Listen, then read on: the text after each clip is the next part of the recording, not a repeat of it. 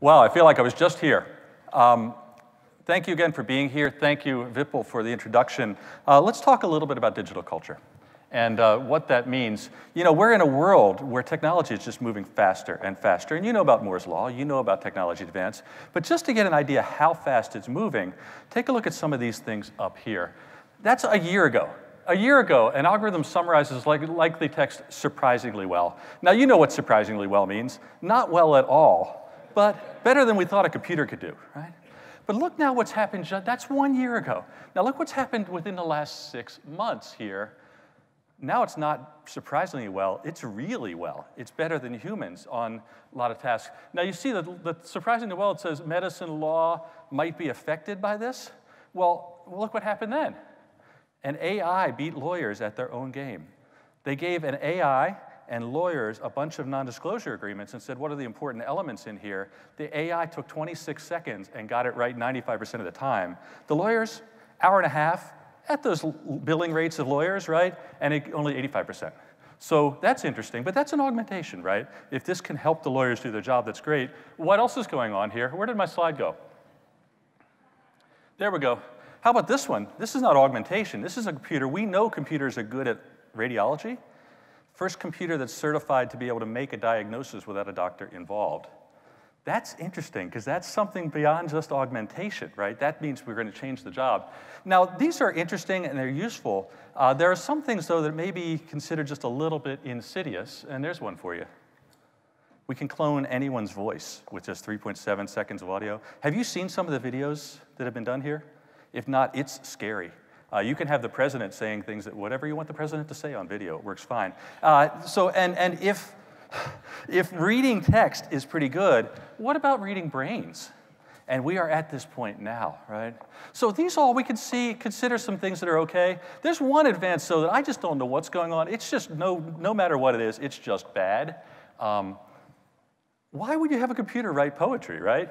And luckily, they're not very good at it. Hopefully, they stay not very good at it. Maybe that's an advance we don't want to take on. Okay? But here's the thing. As fast as technology is going, and you know about Moore's Law, I want to give you George's Law. And George's Law, we'll call it the first law of digital innovation.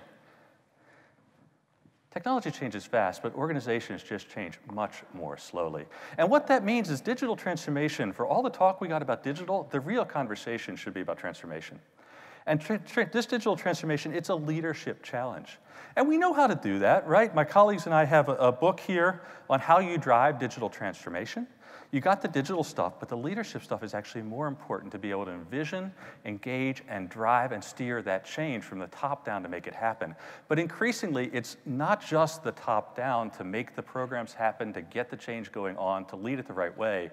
Increasingly, it's the other side too. It's making the culture be able to change, be able to experiment, and go on from there. Put these two together, you can see, vision, engagement, governance. On the culture side, mission, values, practices. That mission, you know what I mean by the mission. The best digital firms out there are about changing the world. We're going to reorganize the way we think about information. We're going to have 1 billion people talk to each other every day on Facebook. If you can get that mission, that vision to be a mission, and get the culture behind it, then not only do you steer it, but it will start moving itself forward. And that's what we really want to talk about today in the session. But the question comes up, what's culture? We know, for example, Peter Drucker is quoted as saying that culture eats strategy for breakfast. And it's very true. Culture can get in the way. But how do you make a culture that's pretty good? And how do you define it? It turns out there are lots of academic definitions that we don't want to put up here because they're very academic definitions. They're about values and practices. But this is my favorite definition. Culture is what happens when the boss leaves the room. And you know exactly what I mean by that, right? That's what we want to get. We want to get the organization to do the right thing at the right speed, whether you're watching them or not. So by the way, as a professor, I need to put definitions up. So here's my definition of digital culture. It's a self-reinforcing set of values and practices that enables an organization to thrive in the fast-moving digital economy. It's relatively easy to define. It's much harder to do. But if you think about it, so many of the executives I talk to these days, they say, boy, we could do this if we just had the culture of Google, or if we just had the culture of Netflix. And I say, are you sure you want that? Because that means you got to hire people that way, you got to pay them that way, you might need to move out to California. And frankly, a lot of these cultures are not the happiest places to work because you work there until you're not a star anymore, and then you don't work there anymore. It may not be the best for companies. And certainly then they say, oh yeah, and I would never want to have that Uber stuff happen to us. And you know exactly what I'm talking about there, right? So how can you have the right culture given the pre-digital legacy you have, given the way that your employees want to work and that you want to treat your employees? Can you do both? And we've been doing some very interesting research on that. We have a paper that's going to come out soon on this that said, yeah, if you think about values and practices, you can do this, but there's work to do. So here's just an interesting set of data here. Values, key digital values: autonomy, speed, openness, impact. There's the key digital values of digital and non-digital firms. Unfortunately, for some reason, my gray bars have gone invisible on you. So just take my word for it. Those gray bars are up there. You can see where, oh, there they are, good. Digital and traditional firms are a long way apart on values. But we do find some firms that have been able to make this happen. And really more important than this, while values are important and you want to drive the values, what you really want to drive is the values in practice. How is your company living these values day to day? And when we run the numbers, the values actually have no value, the values drop out of the equations. The practices are what matter. And so you can, when this article comes out, you can read it. I'm not going to give you too much of the stuff in it, but the short story is you can have the digital values without going all the way to being a digital company. And that's good for all of us. And what I want to do with the rest of this panel now is to bring out some people who are making this happen. And they can share the practices, they can share the lessons that they've learned in this. So as all of us try to build these digital cultures in companies, we've got some lessons we can learn. And of course, when the article comes out, there's even more lessons. We'll tell you about that. So let me welcome out the panelists here. Panelists, where are you? Come on out.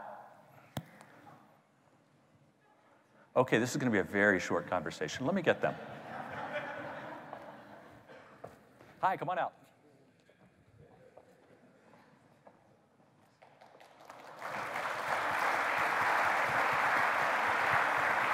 Just grab any chair.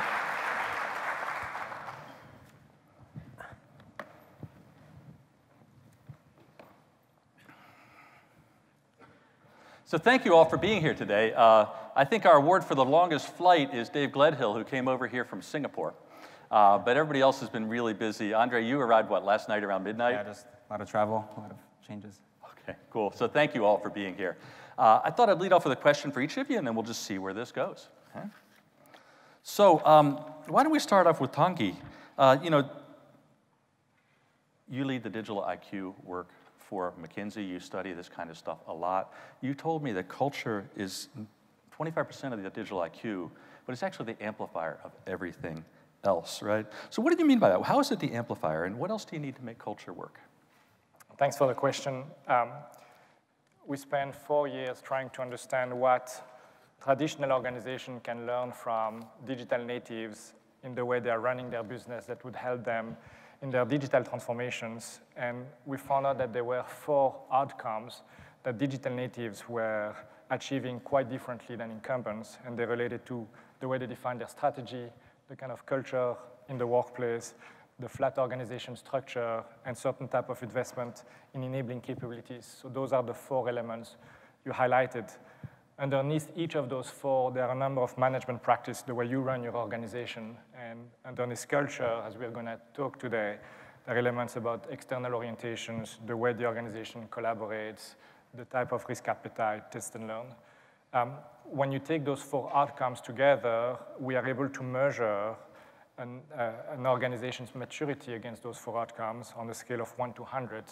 And the top quartile of those organizations, incumbents, typically outperform their market by 4x in terms of growth and 2x in terms of total return to shareholder. When you look at those 4 components, culture is quite unique in that in the regression model, if you will. If you have a good culture, it plays the role of amplifier. It helps you achieve your strategy. It helps the organization perform better. If you have a poor digital culture, it doesn't matter. It doesn't matter that you have a good strategy. It doesn't matter that you invest in capabilities. You're not able to propel your organizations. That's why we define culture as the amplifier. Okay, great, thank you. So Andrei, you're from Liberty Mutual. And insurance companies are not always known as being the most innovative and digitally savvy companies in the world. But one of the things that you were hired to do was not only fix the core systems, but actually make this company more digital. So how are you doing that? You've got a company with a history of rules and a strong history of doing things certain ways. How are you making this culture change happen? That's right. Great question. And that is part of what we're trying to change across the board. We're challenging everything. We're looking at all of our systems, all of our processes, looking at the culture, looking at the brand, looking at how we're attracting and retaining talent. Everything is on the table to be changed. And we underwent customer-centric, agile transformation across the organization. We started a few years ago, and I was really brought on board last year to help lead the Boston Tech Hub development and make sure that we are making those changes on the cultural, brand, and talent aspects, and enabling the teams and the digital side to really scale up very quickly and show a lot of the value that is locked in the digital side and how a transformation can truly enable much better business results faster. And we made very big changes in terms of how we think about who owns what across the organization. We're open to much smaller teams owning those decisions end-to-end, being much closer to the customer. And that is a seismic shift for any organization, and much so for a company like Liberty Mutual, where we are saying the customer is at the center of everything that we do. We ask ourselves, are we doing the best thing for the customer in every single step that we're taking? And are we going to be able to compete long-term if we're not that digital native company, right? And we're seeing entrants not only from the insurance companies that are changing very rapidly, but also we're seeing companies like Amazon and Google entering that insurance space. We need to be able to compete with them and beat them at that game because we do have those core competencies. We do have a lot of expertise in this area, and we can build products much, much faster than they can. We just need to unlock our talent and change the way we're thinking about developing and creating business value from weeks, from months to years, to days and weeks, right? And that's what it's all about. So you've been at this for a year. You're doing it in your group first. How far along are you, and where are you going? Right. So we started last year, hired a good number of folks from outside the organization, hired about 100 engineers in the Boston area, and about a quarter of those were from inside the organization. So we infused the organization with a lot of new talent, right, to help us figure out what does good really look like from a number of additional organizations. So we're not only trying to reinvent ourselves and investing in our own talent and help them improve, right, and give them all the tools that they need, but also add some additional talent to that pool to change the way we're approaching solving all of these challenges. We also made a lot of changes in terms of the actual culture itself. I would say if you were to look at Liberty Mutual about 3 years ago, everyone on campus was wearing a suit and tie, and today my teams are actually based out of WeWork across the street from the headquarters space. But we have developers wearing t-shirts and flip-flops and whatever it takes to get the job done, right? That's what we're emphasizing at this point. Then we're empowering these teams to say, we're going to give you very challenging, hard problems that you're going to solve. We're going to trust you that you know how to solve those, right? We're going to hire the right talent. We're going to give you a very direct mission, and we're going to get out of the way. And so it's really, we're embracing that mindset across the board, and through what we're learning in the Boston Tech Hub, we're helping all of our tech hubs across the organization and many other locations, and we're also learning from their changes. Every group is going through the same transformation. Yes, we are the first one that went through that to help define what does good look like, what does bad look like in many situations, and exposing those failures as well, making it very clear that we are open to that entire feedback cycle, and being okay with failure is a very big part of being able to evolve very quickly. Okay, thank you. So Dave, you're in the middle, actually well along in this transformation yours. You told me, and as a Lord of the Rings fan, I love this. You want to be the D in Gandalf.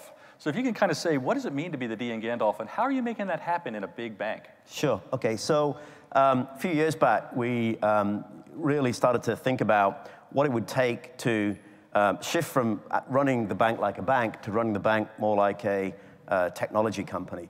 And to do that, we said, well, if we want to run it like a technology company, we better go and learn from those companies how they operate, and then try and figure out how we do that at scale. So we went around and went deep into the how does Google engineer systems, how does Netflix do all of its machine learning, how do all these companies operate, both at a technology level but also at a culture level, and what are the cultural elements and shifts that we would have to make to become more like those companies. So we looked at Google, Amazon, Netflix, Apple, LinkedIn, Facebook, companies that many people have looked at, and looked at the engineering practices, and that spells Gandalf. And so, we were missing a D, and unfortunately DBS has a D. So our mission became, how do we become the D in Gandalf?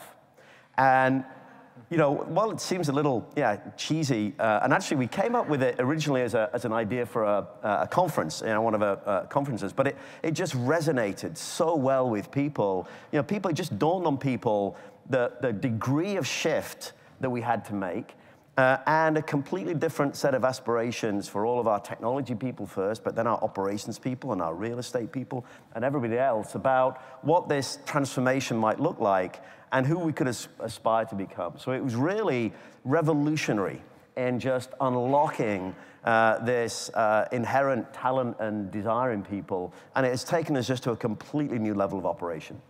So where did you start to do this? So you say you've got the aspirations, we're going to be the D in Gandalf. What did you do to start changing things along the way? So it's okay having a logo, but that doesn't really get you very far, as people go, what do we need to do? So we sort of boiled down the essence of the shift in operate that we thought we needed to do, and we boiled it down to 5 key things. We had if you imagine a Trivial Pursuit cheese wheel, we had kind of 5 cheeses in our cheese wheel. I used to be really bad at arts and history, so we dinged that cheese. Anyway, 5 cheeses, and it was these 5 things. One was shift from project to platform. So rather than having discrete projects that need budget and financing and committees and all the rest of that stuff, we got rid of all of that and created these platforms of a set of disciplines and capabilities. And we funded the platform and described the outcomes that we wanted, not the input of I completed this project or do that, but I shifted so many customers to digital or whatever those outcomes were. So fund it, set them free. With that, you can really start performing agile at scale, which is our second cheese wheel. You then need to rethink your organization. We call it Organize for Success, our third cheese wheel, which is really about DevOps, business tech together, how you change the structure of the KPIs and things that you use to measure performance with. And then on the engineering side, 2 things: build for modern systems, which is smaller systems built for experimentation, built for A/B testing, built for data, built for scaling. And then the last piece was automation. How do you automate the whole tech pipeline from test to build to code deploy? And so those 5 cheeses then were the 5 things that we wanted everybody to do to shift. And that included things like open source and all these other bits and pieces. And on the outer rim of that, each one of those then had a set of maybe 5 to 10 discrete outputs that had to change. And that then you could start to measure and derive a plan on, so that everybody running a system or a platform had to do all of those things on the outer cheese wheel. And that's the kind of governance and KPI metrics that we've used to drive Gandalf through the organization. So just one example was, we said we've got to increase automate testing, and every system has to be on a fully automated release pipeline. We achieved 100% of those systems. So every system in the bank now does that. And the objective, the outcome, was to increase release cadence. How fast can we get product to market? One of the big learnings from Amazon and others is, as you go into these completely new products, test and learn is very important, and so you have to be able to release quickly. Typically not what a bank does. And we've increased our release cadence, the number of time we can push into a dev or a production environment, 7.5 times. That's a massive increase from where we started. Thank you, thank you. So Melissa, you're in the business, Korn Ferry Hay Group has been in the business of culture and leadership and driving change from through measurement and things forever. And now you drive the digital practice here. So, how does the digital culture fit with the ways companies have normally done? And then how do you start to make that change happen from your standpoint? Yeah, it's a great question. I mean, we really see this as a seismic shift. We hear from our clients a lot, all the things that we used to do that worked don't work anymore, right? So there's this moment of, oh gosh, what's going to work? And some of it is, the historical thinking on culture, right, is it's, very much established top-down. You've got these kind of clear swim lanes. This is what we are. This is our esprit de corps. And you don't want to lose that. I talk a lot about kind of not throwing the baby out with the bathwater. You've got to connect the past of organizations really to their future. But the reality is that the way people already operate in kind of a more networked way of operating, right? Where, think about the modern corporation. Anybody can email anybody else. It's no longer that, the CEO sits at the end of the hallway. There's a lot more connectivity within the organization. What that drives on a cultural basis actually is kind of a multiplicity of cultures. And so what we see successful organizations doing on the digital journey is actually figuring out how to kind of power some of those little speedboat cultures. And saying, it doesn't have to be this one big overarching overall machine, right? Let's figure out a cultural theme that works and a framework that works. And then let's let people operate in subcultures within it in a way that is more agile and nimble. And that comes down to things like, I love Dave's focus on KPIs, I think is right on. So, you have to do some very concrete things to change behavior. And it's interesting because people say, think culture work, Korn, Ferry, kind of going, oh, it's going to be all this kumbaya, holding hands, and, it's got kind of a stereotype about it. And a lot of times also our clients will say, we need some leadership development work. And we're like, that's great, and we can do it, absolutely.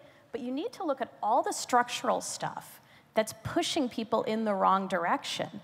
So if you have, for instance, a KPI around decision quality, how well do your decisions play out in the long run, right? That's your KPI. How is anyone ever going to test and fail? It doesn't work. So that's a lot of the work that we're doing in culture is kind of not just the sort of the warm, fuzzy, this is what we're going to push forward, but how many stones do you have to pull out of the road to actually, make it passable? So, one of the things you said when we were talking earlier was fascinating to me. You said the right people often look wrong. Yes. What did you mean about that? And then how do you find the wrong people who are right? Right. So this is a really interesting thing. We talk about this a lot, and we actually do an exercise with executives where we have them list all the reasons you might not hire somebody, and then they have to go back and change each of those reasons to a reason to hire somebody. So let's say, for instance, somebody's got like a jumpy resume. They've been at a lot of different organizations. Well, we all know for great digital talent, a lot of their resumes, right, look like that. So instead of saying, well, this person can't commit and they're flaky, you can say this person is curious and adaptable, which are two of the traits that in our research, by the way, pop as being very predictive of success in digital talent. So, there's this issue of particularly certain industries, so I would point to, let's say, consumer or industrial, have hired for are great operators. And so they've got this whole lens of what the right people look like, and you want this steady pair of hands, and you want people who can bake out ambiguity. And again, the ability to marinate in ambiguity is one of the traits that came out in our research as being really helpful. But somebody who's actually able to do that is going to look wrong. So we talk a lot about kind of changing your lens on talent and all the things that might cause you not to hire somebody. Again, if you're those software engineers in flip-flops, right? A lot of those guys look like that. But it takes a massive effort for some of these large organizations to say, okay, I'm going to stop. I'm not going to hire in my own image anymore. And I'm going to do some what we call reverse onboarding, right? Of not just how we expect people to change to conform to our culture, but we expect certain kinds of cultural change from the people we bring in, these so-called wrong folks. So anybody else have an example, or does this resonate with you, that the right people look wrong, and what do you do about it? Maybe I'll add to that. I mean, I think it's a two-sided thing as well. So, we've got some people that would typically not have joined and worked for a bank before, and one of them kind of runs his part-time role as his orangutan farm in Indonesia, and he brings all these kind of crazy stories, and occasionally shows up to work and does some stuff. And you've got to. It's hard to kind of accept that that's okay behavior because the other things that the person is bringing to the table are very, very valuable. But the other side of that is you can't expect those kind of people to come in and operate in, for us, a traditional banking environment. It just doesn't work. So you have to create the environment to fit the person just as much as bringing a new person in. So, some of the rules have to change, the governance things have to change. You have to kind of set people free much more than basically you're used to doing. And so, one of the things that we struggle with is, all of this kind of new, fresh talent that are used to and expect to operate in different ways, and yet you have certain governance things you're trying to shift at the same time, but maybe more slowly. And that's a lot of friction that causes between the interface, between the expectation, and what you can currently allow them to do. If I do that, yeah. And one of the things that we learned very early on was, we over-index for technical capabilities when we're trying to hire engineers. In fact, we wound up swinging the pendulum the other side, where we're saying we're going to over-index for the ability to communicate clearly, right? As an engineer, we're now saying, if you can't explain to the business how what you're working on relates to a KPI and is going to drive forward the business, we're not sure that this is a really, really good place for you, right? And it's really about that being open to not only the technical components, and in fact, if you look at a lot of the research that companies like Google did across all of their talent projects, Oxygen and Athena and a bunch of other projects, where they looked at what are the most successful teams, what are they doing right, what are we doing wrong in those teams that are not as effective. And actually, they ranked as the last item STEM capabilities and having that STEM background. It's not so much about hiring a bunch of very talented computer scientists. Obviously, we all want that to enable different types of efforts. But at the end of the day, it's all about, are you creating the right culture with the talent that you're attracting, that you're going to have folks who are open to criticism, who are open to learning and educating the other side of the wall, of the traditional wall that we had between IT and business and design. Are they collaborative? Are they the folks that want that open feedback, right, to help enable the team more so than themselves? It's all those different changes that, as we've hired a lot of great talent, we've recognized the actual face of what great looks like changes radically, and we need to be able to adapt to that very quickly. Internally at Liberty, one of the great programs that we set up, actually, we allow anyone within the company to get trained up and become an engineer, right? So if you're an actuary, if you're a lawyer, I have 2 lawyers, previous recovering lawyers who are now engineers on the teams, and we're basically paying for anyone within the company to send them through a coding academy, a coding school, that do get hired as associate entry-level engineers, and do have that chance to be able to move up very quickly based on what they actually deliver. Less so of the constructs themselves, and more so focused on delivering results, delivering excellence, delivering that business impact very quickly. Yeah. I'll just add maybe 3 failure modes from organizations that are going on the journey based on what Melissa said. The first one is not having a clear taxonomy for the roles that you will have in the new operating model. So many organizations don't know what a design thinker is, or data scientist, etc. Those are very different roles for many organizations. The second failure mode is assuming that you will be able to retrain your entire population. It takes a long time to realize that it doesn't work. Very often, you're going to need to bring that talent from the outside. The difference between good talent and average talent in digital is 100x. And so you need to do what Liberty has done, which is hire someone amazing like Andrei, who can bring the talent along, because the organization on its own will not do. That's the second failure mode. I think the third one is you need a jolt. You need to be able to bring some people who will be recognized, who can bring the talent along. And then fourthly, you need to change the way you are doing recruiting. If you want to develop full-stack developers, don't try to have HR go after them. They will not come, right? And don't try to look at the resume. You can look at their contribution to open source. So quite fundamentally, I find that the challenge in getting the digital talent in the organization starts with HR. HR as a function is not set up to get you where you need to be. So you have a double challenge at McKinsey, right? You have to help these clients to do these changes, but you also have to, it's a very different kind of person you're hiring as your own consultants in this world. So do you have an example of some of the things you had to address inside to do that? It's a brilliant question. So, for some of you in the audience who may not be aware of where we are today, I would say that 7 years ago, we're your traditional strategy consulting firm. We made the decision to focus on a number of new areas, digital being one of the 5, analytics, recovery, which is helping companies with financial troubles. And we realized that our traditional model of training the consultants from the ground up would take too long, it would fail. So if you put the benchmark at 5 years ago when we decided to make the investment to today, that represents 40% of our activities. We had to do that in big part through M&A. So we've done a large number of acquisitions. We acquired Lunar, for instance, which in design thinking, Quantum Black in analytics. The second thing that we had to do is create very different career tracks for those folks and ways of measuring their contributions and performances that differ from the traditional consultant. And we are still in the process now of the cultural integrations from an organization where you grow from within to a part of the organizations where we rely a lot of talent who have expertise coming from the outside. So in the midst of that journey, 3 lessons learned. We had to set up a completely separate HR function to go after it. We had to learn to partner with other folks. We had to learn to go to different campuses. That was the first one. I think the second element is what Andrei was relating to. We had to train the traditional consultants as to how to work with those digital experts to create a compelling experience for our clients. Actually, the education of the traditional folks was quite challenging, to be honest. It's the second lessons learned. And then I guess the third lesson learned is the fact that what good talent looks like changes very rapidly. And so we had to have a much more dynamic workforce where, some of the skill set that we need keep changing versus a place where we used to try to grow people forever. Thank you, thank you. By the way, if you have any questions, put them in the Slido thing, and they'll show up here on this little iPad, and we can ask them. So, one of the things, this is more than Agile. It sounds a lot like Agile, but it's more than Agile. And one of the ways that people have talked about getting the Agile going is this whole 2-track or bimodal or whatever you want to call it approach. Is that something you would recommend for digital culture?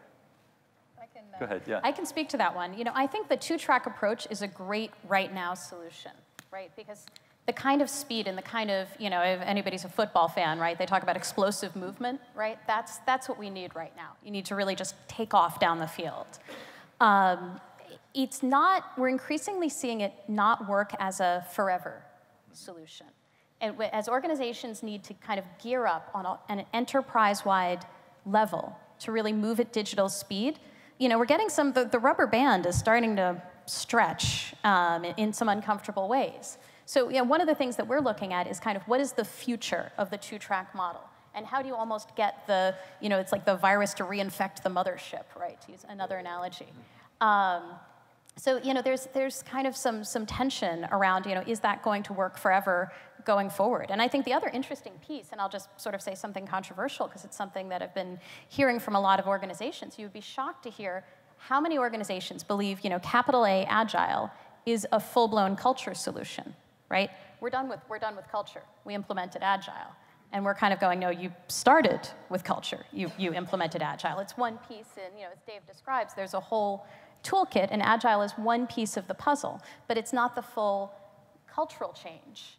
And it's become kind of emblematic, as you have one piece of the organization doing Agile, one piece not, et cetera, of the 2 tracks. But it really, to my mind, kind of indicates that we're hitting a moment of reckoning when we're going to have to think much more deeply about the 2 tracks and how eventually it's going to have to be one faster track. And then what do the people look like? What does the organizational structure look like around that? And how do you reconcile, a culture that is not a stretched rubber band? Yeah, we kind of disagree with the bimodal. We just don't think it works as you kind of scale out and speed up. It just breaks very, very quickly. So, it's like having our core banking systems going slow and the front end going fast. You're just going to hit this massive traffic jam and wreck at some point in time. So, our view is everybody's got to change. Every system's got to change. Just get on and do it. Here's the Gandalf cheese wheel. You know what you need to execute, move. And some of the actually most dramatic changes we've seen in the functions that you least expect it are finance and risk teams, which you would have thought was the most bimodal of the bimodal, have actually taken on and adapted this culture of change better than some of the frontline business teams. So, we think the minute you give the excuse that bimodal is okay, then 3/4 of the organization is just not going to change at all. So, Andrei, if I were you, I'd be a little nervous, because I think they've just told you that the way you've organized things is wrong. So how do you respond to that? So again, I think it's really about that continuous cycle, right? Whether you call it different lanes, whether you sort of put the lanes together and have them crisscross at different times, it's all about having very short intervals for all of these things, right? When you're discovering what is that good product that we should actually build, and then in terms of delivery, what does good product actually look like in implementation, right? As long as you have very short cycles and you're continuously testing all of these assumptions and you're infusing the product direction with the right feedback, it doesn't really matter how you're structuring, whether they call it bimodal, trimodal, whatever it is. It's about that very short feedback loop, right, continuous, and having everyone included who should be part of those discussions. I think that one of the challenges with this sort of bimodal approach is you may not include everyone on the team, right, at all times, right? So you may take your developers away and say, you now have to code versus be part of a customer interview. And part of what we're saying is, no, we're not going to structure our teams that way. We're going to have everyone be part of that team continuously and interview with the customer, understand their pain points directly, right? Have the business understand more of the technology challenges and architectural investments that we need to make, right? Have the developers understand every single KPI that the business actually thinks about, and what are the different ways that we can enable different solutions, right? That may be limiting how product is thinking about what we're trying to build or is even possible, because technology has been more of a limiting factor than an enabler in the past, right? And it's really about that continuous cycle that we need to maximize for. Actually, I agree with that, just to agree with you instead of disagreeing. You've got to give people the tools to change. And so therefore, because bimodal teams meet from time to time, and then that's where the kind of friction happens that you want to eliminate. So if you've got a team that theoretically will be slow moving, then they need to do this automate acceleration much more. So, what's your test scopes coverage? How do you automate the pipeline? How do you build environments so you can move quickly? And we have these interesting discussions now, because if one of the teams is moving slower than another would like, they can use some of their platform funding to fund that team to enable them to move faster. That's an okay thing. So, don't complain without helping them solve that problem, because if you want them to go at twice the speed, these things need to happen. You got some dollars, spend it on that. And so there's these very interesting conversations. We used to have conversations where the business said, oh, how come IT is so slow? And IT said, well, the business is unreasonable. You don't have those conversations anymore when you bring them together as real platforms with joint KPIs, because one of the KPIs is cadence and speed. And if you're not investing across the platform enough to do that, then you're going to be slow, and don't complain about being slow. So this highlights a question that came in through the Slido thing. I used to do research, when we started our digital transformation research, we talked to CEOs, heads of business units, and they said almost universally the same thing. Digital is fast, our IT department is slow, and so we got to work around our IT people. And what we found is the best companies, what we call the digital masters, actually found ways for IT and business to work very closely together, and that meant changes on both sides. The question that came in from Slido, though, is a big one, right? We work fast, our regulators work slowly. So what do you do about regulation? And you started touching on this, but how do you handle that? Anybody? I'm happy to try.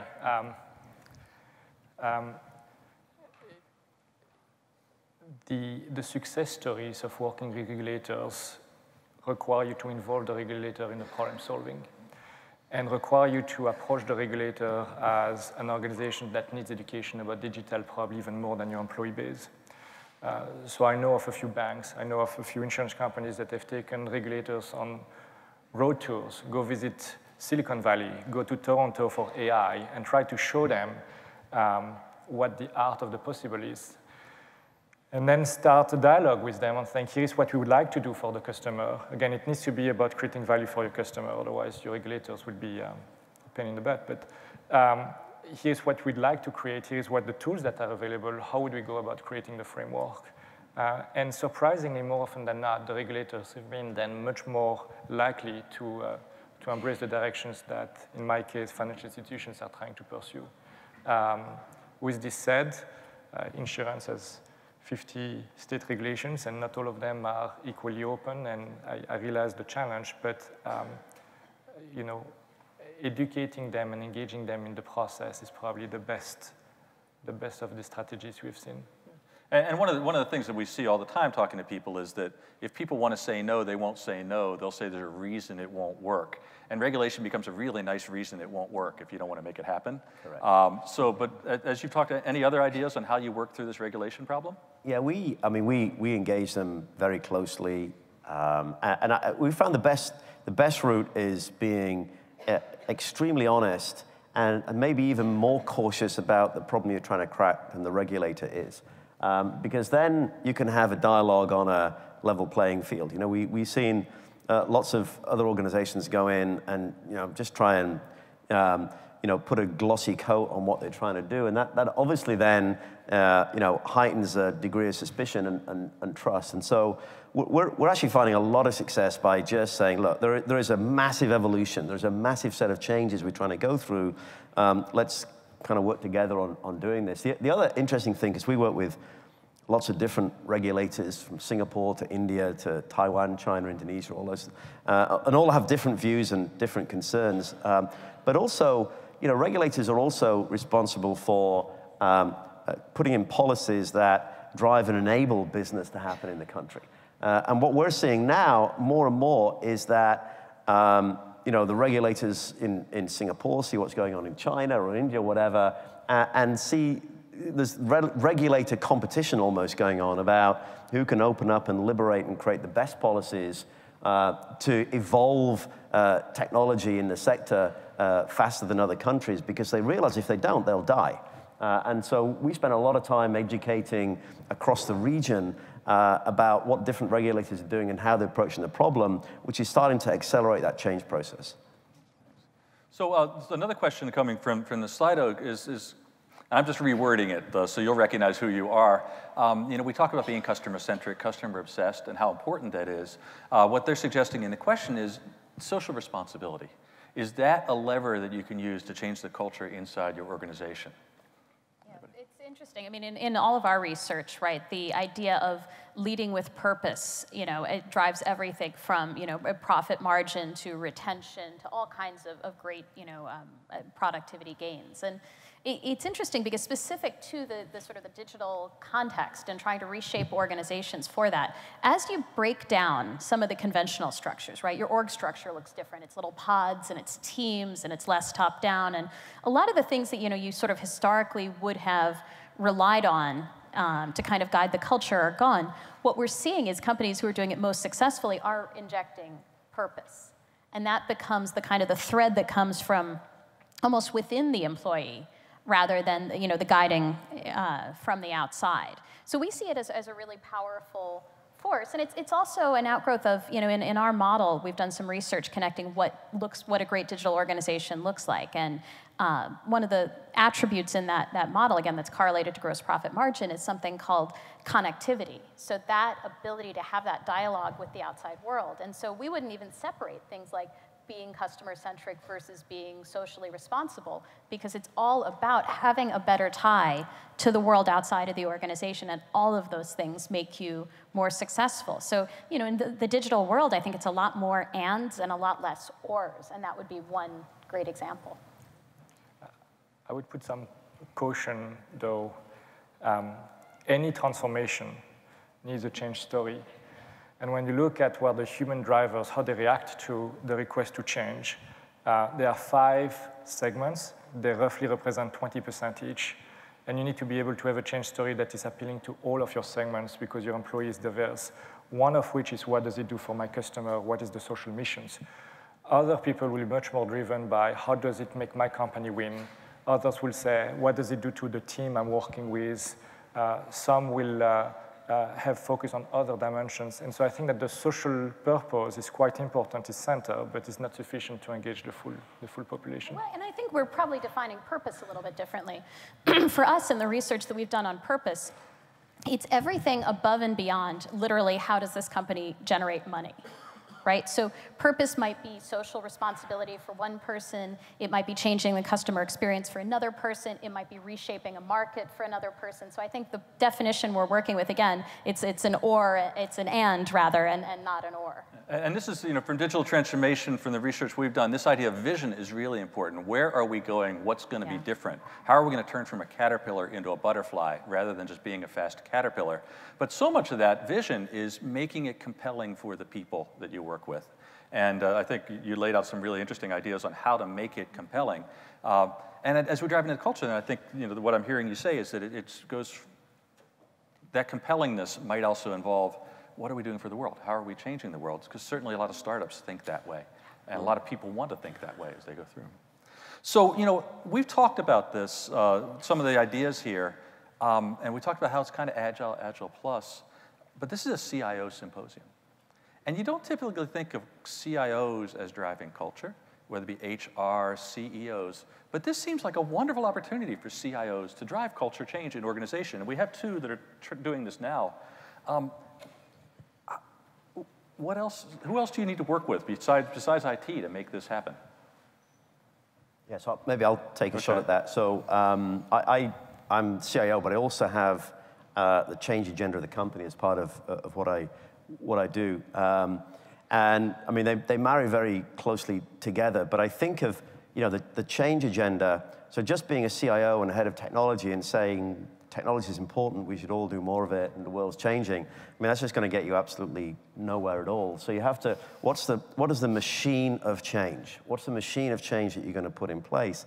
And we look at that as kind of three key components. There's lots of different models, but ours, we think about what's the hardware? What is the compelling thing and the story you're going to tell to make people want to do it and aspire to do it. Gandalf was one example, but we had others around customer journey and making banking joyful and all sorts of different things around purpose.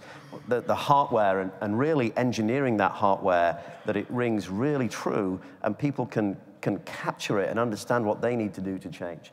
But then just giving them I want to make banking joyful, whatever, isn't enough. You need hardware, a set of tools that help you drive that change that are consumable by people, so you're not doing change for them. So I run an innovation team. It's about 30 or 40 people, and their one objective is you are not going to innovate anything for the company. Your sole purpose is to drive a culture of innovation through the entire organization to create what we see as a 22,000-person startup.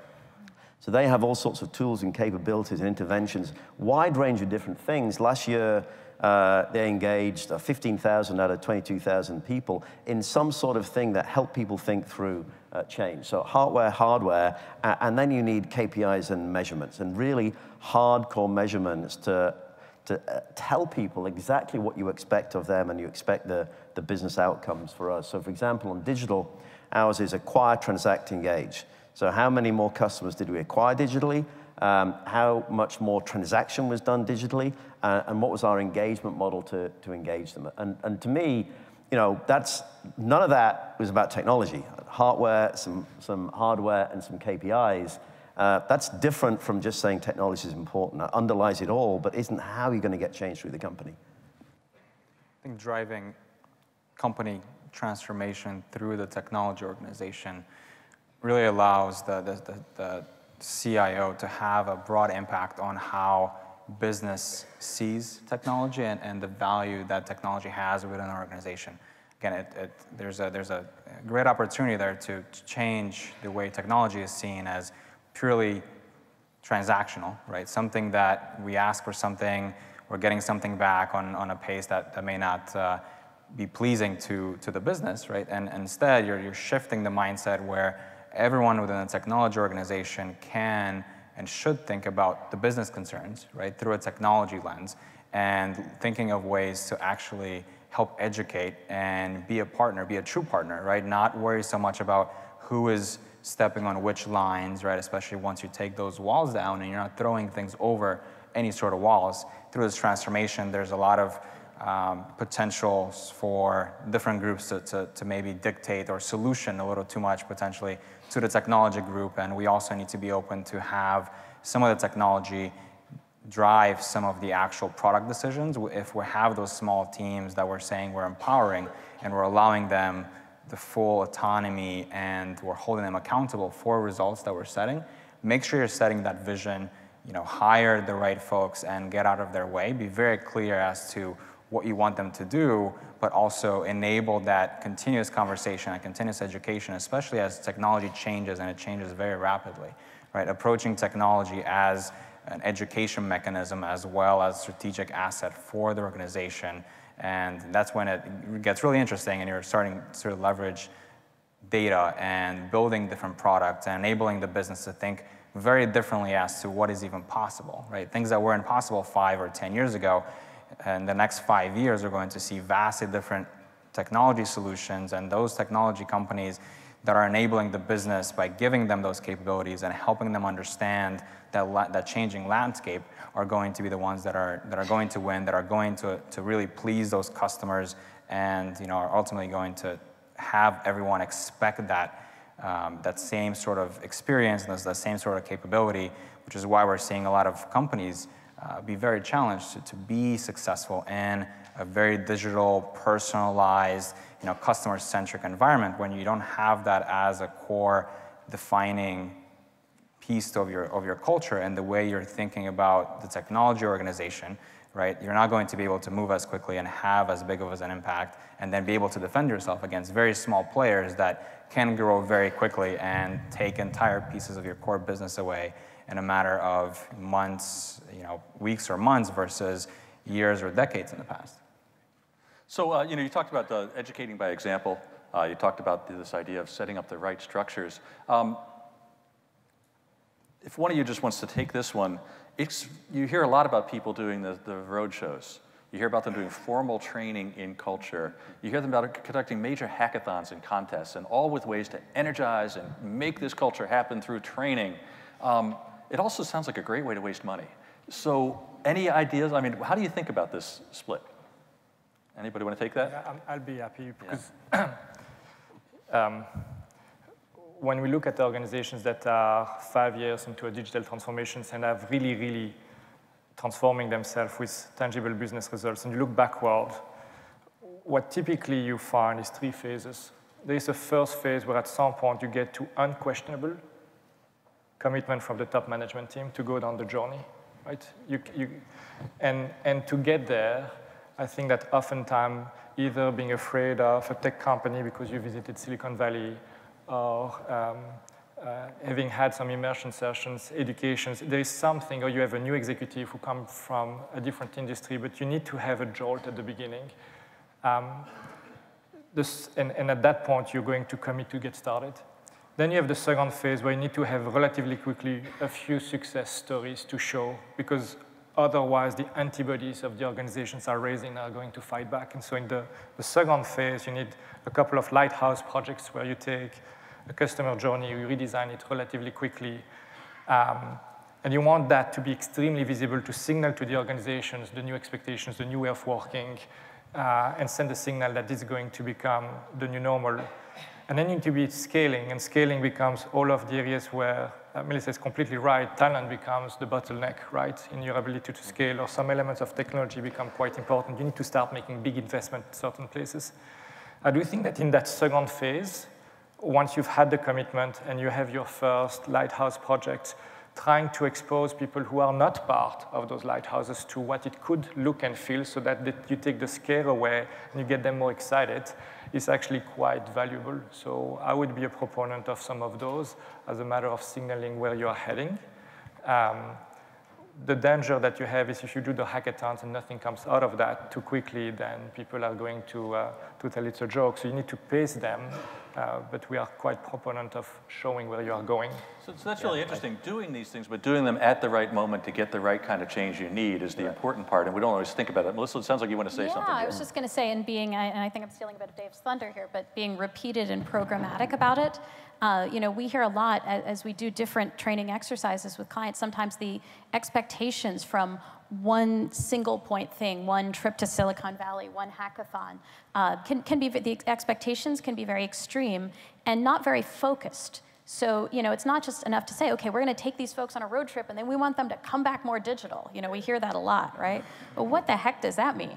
You really have to say, okay, we want to see the beginning of, and I stress, the beginning of these behavior changes, and then we're going to do, and I think this is something DBS has done extraordinarily well, these 20 other interventions along the journey to continue to reinforce the behavioral change that we started with some of these trainings. And I think that kind of realistic journey about, we all talk about sprints, but we have to really think like marathoners.